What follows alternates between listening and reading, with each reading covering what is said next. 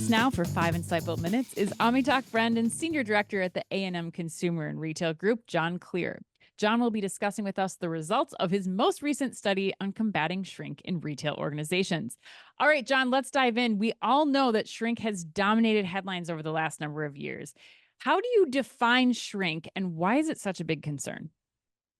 Hey, Anya, shrink is really a big concern because it's grown to pretty huge levels over the last number of years. So it's worth Hmm. 2% of net retail sales, up from 1.4% in 2021. So that's over $140 billion. The second part is how to define it, right? So a lot of people define it differently. What we're really focused on in this paper is unknown shrink. So those type of things which you think a product is in your store, in your DC, but it's actually not. And so Hmm. that can range from theft, which is obviously a big topic, all the way through to kind of mismanaged inventory or incorrectly counted product. Well, I want to dive into external theft, John, because I feel like that's really dominating the headlines. That's what we're hearing retail executives say is the problem here. But how do you define external theft and why is that where people are focusing so much of their time? Yeah, so external theft is really kind of somebody walks into your store and takes something and doesn't pay for it. Right. It's Okay. relatively straightforward. I think executives are kind of focused on it because it definitely has grown over the last number of years and has grown more so in public consciousness post COVID, right? So that's a reason why I think it's on the tip of their tongues. The second part is it's uncontrollable. So it's Hmm. hard for you to go and tell a lot of people outside your store to stop stealing from you. And so Right. it becomes a bit of an easy excuse to say, oh, well, shrink is growing and everybody's stealing from us, and there's not a lot we can do about it. So I think it's become somewhat of an easy conversation to have because everyone agrees that theft is bad, and therefore you can talk all about theft being bad rather than focusing and turning inwardly on the other areas that we would see as problems, which would be theft internally from your own staff, and then operational shrink, things to do with how your business actually runs on a day-to-day basis. Well, yeah, from what we've heard, I mean, internal theft appears to be a major driver of loss. What strategies do you recommend for retailers listening on really how to attack that front? Yeah, I mean, internal theft from our research is worth 27% of all unknown shrink.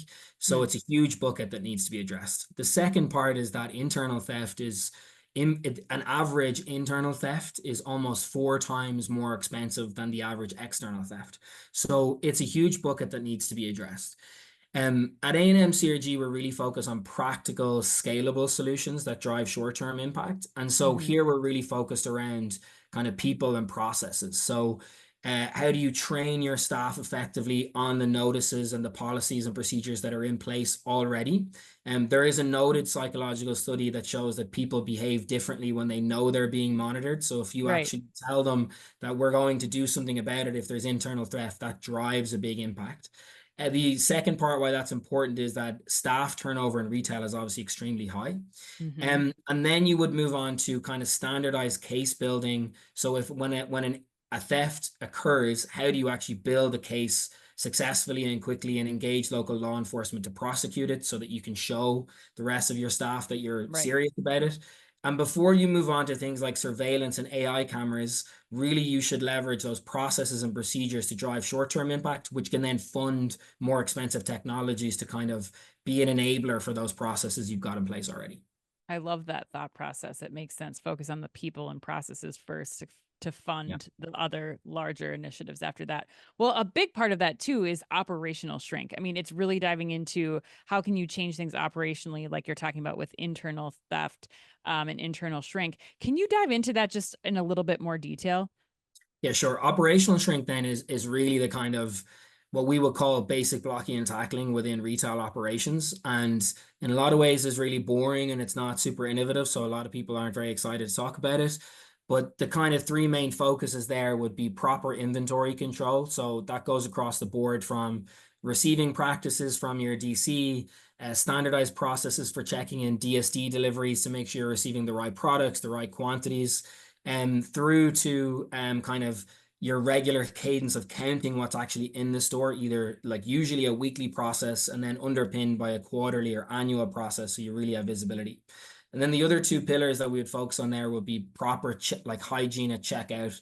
Are Hmm. people using the PLU codes correctly? What happens if a UPC is not maintained? Do they actually go find the item code, or do they just scan something else?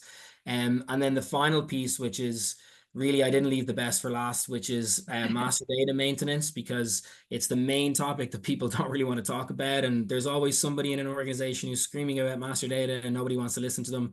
But there it's like, have you got the right case packs maintained so that you know you're shipping the right product from the store to the DC? Are the correct UPCs maintained in the right items?